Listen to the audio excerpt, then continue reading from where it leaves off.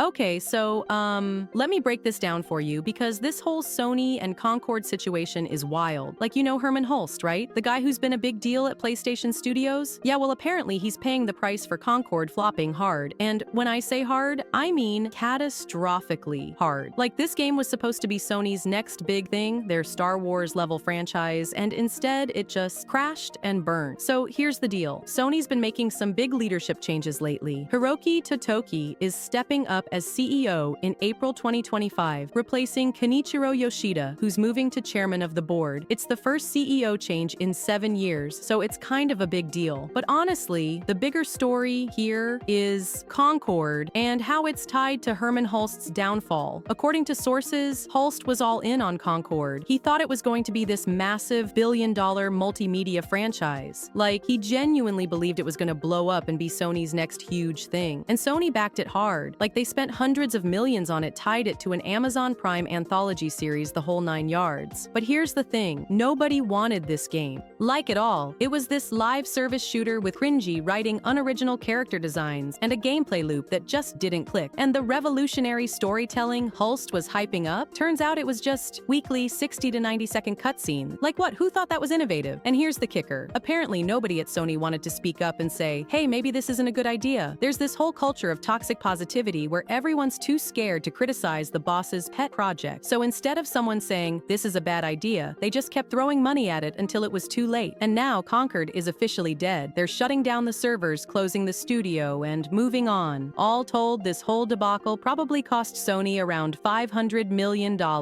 Ouch. But honestly, the reason people are so fascinated by Concord's failure isn't just because it was a bad game. It's because of what it represents. It's this perfect example of corporate execs chasing live service dollars at the expense of creativity and player trust. Like, they thought they could just throw money at something and make it a hit, but gamers saw right through it. And in the end, they voted with their wallets. Now here's where it gets even more interesting. Hideaki Nishino is now the sole CEO of Sony Interactive Entertainment, the division that handles PlayStation. Before this, he was sharing the role with Herman Hulst, who was in charge of the studio business. But now, Nishino is overseeing everything related to PlayStation, from hardware to software to strategy. This move caught a lot of people by surprise, especially since Jim Ryan, the previous PlayStation CEO, just left not too long ago. Nishino talked about how honored he is to lead SIE, and how he wants to keep expanding PlayStation's reach not just with technology, but also through PlayStation's IPs. Hulst, meanwhile, is staying focused on first-party games, and is also working with Sony Pictures to bring more PlayStation franchises to TV and film. Another big change is that Sony just appointed Lin Tao as their new CFO, making her the first female CFO in the company's 80-year history. Tao has been with Sony for 20 years working in finance, corporate strategy, and development, so she's got a lot of experience. Shinji Sashida is also taking over as head of the Imaging and Sensing Solutions division, which is one of Sony's key areas of growth in hardware. As for Yoshida, he's been leading Sony since 2018 and was responsible for streamlining operations and shifting the company's focus toward high-margin hardware like cameras and video tools, while also investing heavily in entertainment and content. One of his biggest moves early on was acquiring EMI for over $3.5 billion, expanding Sony's presence in the music industry. Yoshida said this transition has been in the works for a while, and that it was his decision to pass the baton to Totoki. He praised Totoki for leading key growth strategies like Sony's investments in content IP and semiconductors, and said he's confident Totoki will shape the company's future. So, who is Hiroki Totoki, and why you should care?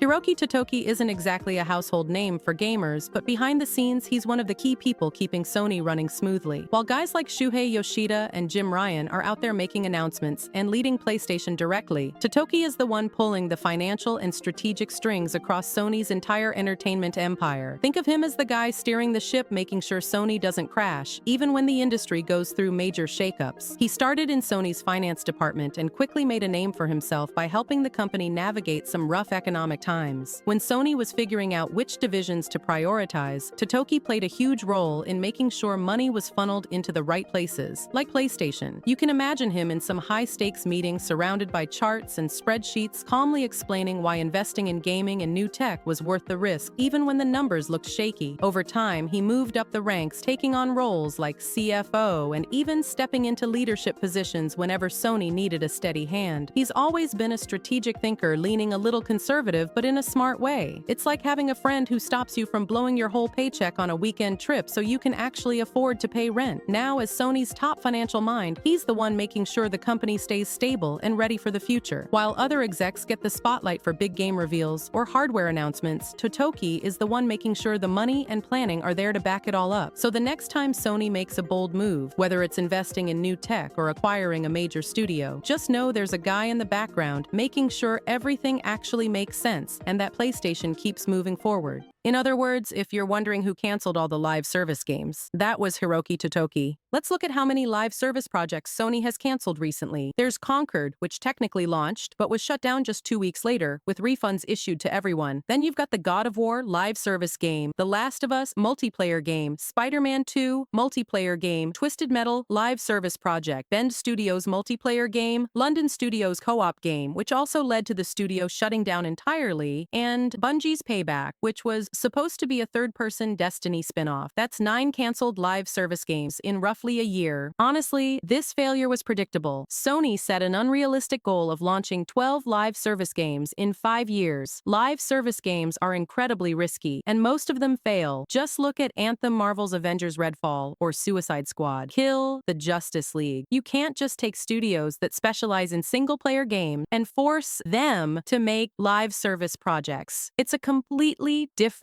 skill set and requires years of experience to get right. Even Shuhei Yoshida, former head of Sony Worldwide Studios, admitted as much in a recent interview. He said Sony executives knew the risk, but gave studios the resources to try anyway. While some, like Helldivers 2, found success, others like Concord crashed and burned. Here's another layer to the mess: margins. Sony has been public about the fact that the PlayStation 5 generation is supposed to be a financial powerhouse, operating at a 20% margin. But due to the mismanagement of these live service projects, their margins are hovering around 6% and possibly even lower after the cancellations and write-offs. This is a huge problem, and investors aren't happy. Sony's new president, Hiroki Totoki, has been vocal about prioritizing profitability and margins moving forward. That means fewer risky projects. This financial tightening has another consequence. New franchises are already rare in today's industry because of how expensive games are to make. Now, with Sony doubling down on sequels, remakes, and remasters, we're likely to see even fewer risks being taken. Studios like Naughty Dog and Santa Monica Studio may still get to experiment because of their track record, but for smaller teams or newer studios, forget it. Even when new IPs do get greenlit, they'll be under intense scrutiny. Look at Fair Game. It's a new IP, but it's already struggling to generate buzz, and the odds are stacked against it. This is a direct result of Sony's mismanagement. They've burned so much goodwill and money-chasing trends that even their promising projects are being met with skepticism. Then there's Horizon. Sony seems obsessed with turning this franchise into a multimedia empire. Between the rumored MMO from NCSoft, the multiplayer game from Guerrilla Games, and even a Horizon movie in the works, they're throwing everything at the wall to see what sticks. But as good as the Horizon games are, they've never quite reached the cultural relevance Sony seems to think they have. It's going to be interesting to see how it all plays out, especially for PlayStation under Nishino's leadership. Do you think these changes will help Sony stay on top, or could this shake things up in a way that backfires?